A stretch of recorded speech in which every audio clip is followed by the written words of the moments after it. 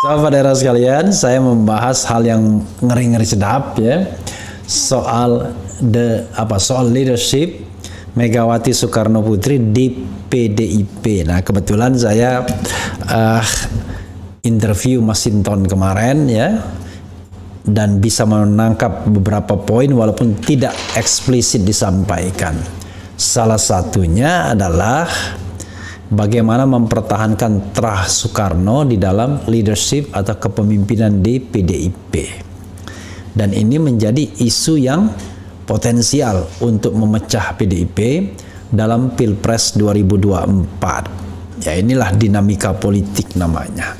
Tentu sebagian kader PDIP akan tetap pro kepada leadership dari dinasti Bung Karno, karena Bung Karno adalah roh perjuangan dari PDIP yang backbone-nya adalah PNI, Partai Nasional Indonesia. Nah, sementara kita tahu sebagian lainnya barangkali menginginkan ini menjadi bermimikri menjadi partai modern, di mana semua orang, sekali lagi semua orang itu bisa take over kepemimpinan asal demokratis. Nah, dalam konteks ini ya memang ada nama-nama yang harus kita masukkan. Ada Megawati, tentu nama Megawati, kemudian ada nama Jokowi, ada nama Puan Maharani, ada nama Prananda Prabowo ya, yang tidak lain adalah putra Megawati juga tapi bukan dari Taufik Kimas. Kemudian ada juga Ganjar Pranowo. Jadi sahabat era sekalian, secara implisit Masinton sepertinya ingin mengatakan ada pihak-pihak lain ya yang berusaha mengambil alih kepemimpinan di PDIP ini. Nah, orang-orang tersebut coba kita lihat dan kita bacakan. Nah, salah satu skenarionya adalah ya kubu Jokowi yang bisa men-take over kepemimpinan itu, baik oleh Jokowi sendiri maupun oleh Ganjar Pranowo seandainya Ganjar kemudian berhasil menjadi pimpinan atau pejabat publik. Sama seperti kepemimpinan Golkar ketika Wakil Presiden Yusuf Kala menjadi Wakil Presiden. Pada waktu itu Yusuf Kala bukan siapa-siapa di Golkar, tetapi dalam perhelatan Ketua Umum Golkar dia mengalahkan Surya Paloh dan menjadi Ketua Umum Golkar karena posisinya sekali lagi sebagai Wakil Presiden. Jadi sebagai Wakil Presiden dia akhirnya menjadi Ketua Umum Golkar ya, golongan karya. Oke, saudara sekalian, coba kita bacakan satu berita ya yang memuat sebuah analisis, sebuah spekulasi tentang kemungkinan Jokowi akan mengkudeta Presiden Megawati. Oh, memang presiden ya, tapi presiden periode 2001 sampai 2024 ya.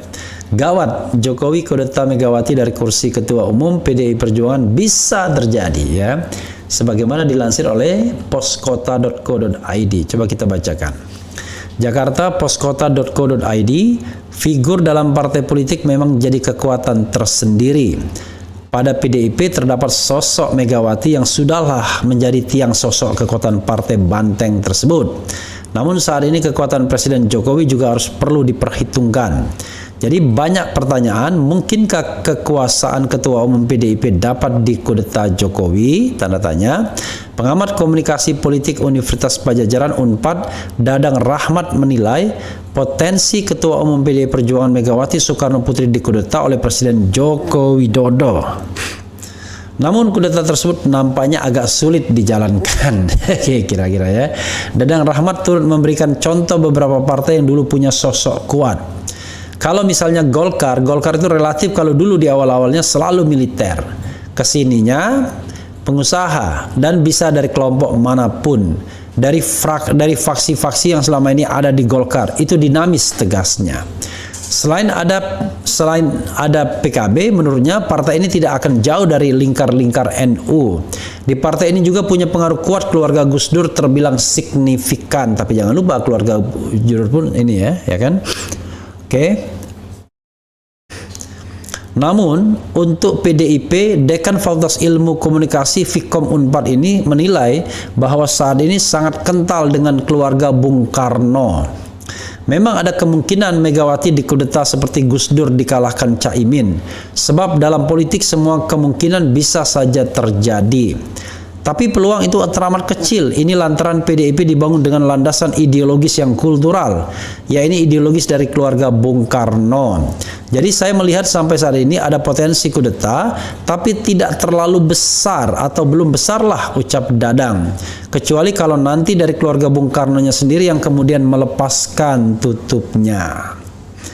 Oke, menarik ya. Wah, ini ada berita nih, hebat. Seorang Presiden Joko bisa bikin Rizal Ramli, Refli Harun, Said Didu, Sudirman Said menjelma jadi orang gila. Allahu Akbar ya. Nanti kita bacakan, ini menarik ya. Tiba-tiba siapa yang bilang ini ya?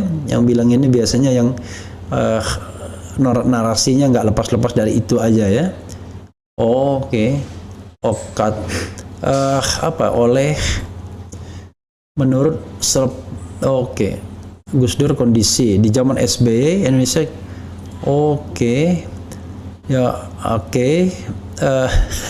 rupanya yang ngomong nggak jelas nih orangnya Subiakto ya, udahlah, karena yang ngomongnya nggak jelas nggak usah kita bahas ya. Kalau yang jelas bolehlah kita bahas ya, nanti dia malah jadi oleh pegiat sosial namanya Subiakto. Oke. Ya sahabat era sekalian, jadi itu adalah soal yang terkait dengan soal yang terkait dengan eksistensi partai ini. Nah, dalam konteks ini ya, sobat era sekalian, dalam konteks ini tidak heran kemudian muncul dinamika yang terkait dengan misalnya eksistensi Ganjar Pranowo sebagai calon dari PDIP yang memunculkan dilema. Tapi kalau saya lihat Masinton misalnya, bagi PDIP jauh lebih penting mempertahankan terah Bung Karno dengan semangat marhainismenya ya, semangat Soekarnoisnya, ketimbang jabatan presiden. Sepertinya itu. Jadi bagaimana the establishment partai politik jauh lebih penting dibandingkan jabatan presiden. Nah, karena itu sepanjang misalnya Ganjar atau Jokowi ya dengan backup Jokowi dipandang dapat membahayakan eksistensi dinasti Soekarno di PDIP, maka bukan tidak mungkin Ganjar akan terhalang untuk menjadi calon presiden yang diusung oleh PDIP. Nah, cuma saya tiba-tiba kok berdegup kencang juga. Kenapa tiba-tiba Zulkifli Hasan ngomong tentang presidensial threshold? Ini menarik ya. Apakah kemudian Zulkifli Hasan juga mewakili kepentingan Presiden Jokowi untuk mendapatkan atau memberikan lampu hijau, green light, untuk agar presidensial threshold ini kemudian dikabulkan permohonannya 0% sehingga Ganjar Pranowo nanti tidak terhalang untuk menjadi calon presiden seandainya PDIP tidak mau mencalonkannya. Ini menarik juga ya. Mudah-mudahan ini menjadi blessing in disguise bagi kita semua. Dengan skenario begini, ini salah satu skenario yang mungkin yang pernah saya bicarakan ya. Oke. Yaitu bahwa PDIP sudah patah arang dengan Ganjar Pranowo karena dianggap tidak loyal kepada Megawati dan terah Soekarno, lebih loyal kepada Presiden Jokowi yang secara ideologis tidak punya akar kuat soal Soekarnoisme, marhainisme dan lain sebagainya. Kebetulan saja menjadi kader PDIP karena mau mencalonkan diri sebagai wali kota Solo pada awalnya. Oke. Karena ada keraguan terhadap Ganjar, walaupun dianggap dia memiliki elektabilitas yang tinggi menurut sejumlah lembaga survei, menurut sejumlah lembaga survei, ya, PDIP tetap tidak mau mengajukannya sebagai calon presiden. PDIP tetap dengan skenario, yaitu maju sendiri dengan Puan Maharani. Resikonya Puan tidak cukup kuat untuk bertarung melawan gajah-gajah yang sudah mapan duluan ya sebagai petarung-petarung untuk Pilpres ke depan 2024, atau Puan Maharani minta dipinang, digandeng sebagai wakil presiden. Pilihannya kalau tidak Prabowo Subianto, Anies Baswedan dengan plus dan minusnya. Kalau Prabowo Subianto secara ideologis mungkin tidak ada masalah, tetapi ada persoalan dengan eksistensi Gerindra yang mungkin bisa menyalip PDIP sebagai pemenang pemilu. Kalau sama Anies tidak ada masalah dari sisi partai politik karena Anies orang non-parpol, tapi ada masalah dari sisi ideologis karena bisa memecah justru pendukung kedua kelompok ini yang sekarang notabene tidak bisa disatukan. Tapi jangan lupa, problem tidak bisa disatukannya itu lebih pada problem buzzer sesungguhnya. Dan buzzer itu tidak identik dengan PDIP, tapi identik dengan Istana dan Jokowi sesungguhnya. Buzzer-buzzer yang suka nimpe itu. Termasuk juga orang-orang lingkar kekuasaan Presiden Jokowi yang misalnya mengaku sebagai kader PDIP tetapi sesungguhnya lebih pada Jokowi minded misalnya. Nah, itu pilihannya. Maka dengan demikian Ganjar Pranowo sudah kehilangan kereta di PDIP. Karena itu dia harus mencari kereta yang lain. Kereta yang lain itu karena dipahami Ganjar adalah putra mahkota dari Jokowi dan Jokowi sedang mengelus-elus dua orang ini, Erick Thohir dan kemudian juga barangkali Andika Perkasa, kita lihat ya. Maka yang terjadi adalah sobat era sekalian, akan dicari kendaraan yang baru. Nah, kendaraan baru ini orang mencurigai 3 partai, yaitu PAN, Golkar dan P3 yang sudah bersatu, yang siap dipakai kendaraan politiknya. Saya tanyakan, jangan-jangan dipakai untuk Ganjar? Bisa jadi, kata Zulhas ya. Nah, kalau itu yang terjadi, maka Ganjar bisa menggunakan kendaraan ini. Maka Anies atau calon ketiga bisa menggunakan kendaraan Nasdem, Demokrat, dan PKS yang belum terpakai.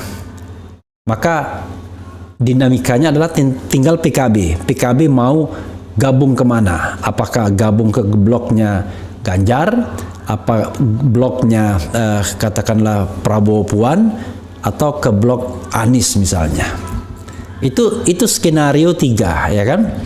Tapi bisa juga Ganjar Pranowo kemudian tidak bisa men-take over partai politik atas bantuan Jokowi. Jadi Erlangga Hartarto PAN pengen maju sendiri, Erlangga Zulkifli Hasan. Artinya tidak ada peluang bagi Ganjar untuk didukung oleh partai politik. Yang ada tinggal satu saja, PKB tidak cukup kursinya misalnya. Maka dalam kondisi yang seperti itu sobat era sekalian, ya tidak ada cara lain menggunakan pengaruh kekuasaan istana untuk menghilangkan presidensial threshold jadi 0% sehingga Ganjar bisa nyalon mungkin dengan PKB cukup plus PSI atau bahkan fatalistik dengan hanya PSI saja. Jadi politik itu sangat dinamis. Nah, bagi rakyat Indonesia ya ini blessing in disguise saja, karena kita menginginkan ya calon-calon itu maju sebanyak mungkin. Dengan 0% bisa jadi ada calon baru, ada Rizal Ramli, ada Gatot Nurmantio, Lanyala Mataliti, Ridwan Kamil, Sandiaga Uno dan lain sebagainya. Jadi politik jauh lebih dinamis.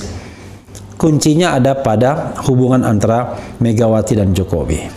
Kalau mereka settle down, menyelesaikan masalah, win-win solution, maka oligarki akan berkuasa lagi dan akan merekayasa sedemikian canggih untuk memenangkan sosok yang barangkali di-endorse oleh para oligarki bisnis ini. Ada skenario yang mengatakan katanya akan dipaksakan 2 pasangan calon saja, Prabowo lagi-lagi versus Ganjar. Ya, mudah-mudahan tidak terjadi skenario seperti itu karena kita tetap menginginkan a genuine presidential election ya. Oke, saudara sekalian, udah hampir maghrib ya. Kita bacakan sedikit ya. Kemudian coba kita lihat ya, terakhir ya.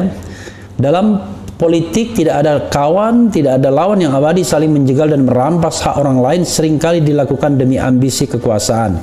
biar Pak Jokowi konflik dengan PDIP agar PT dinolkan, itu bagus ya, mudah-mudahan ya.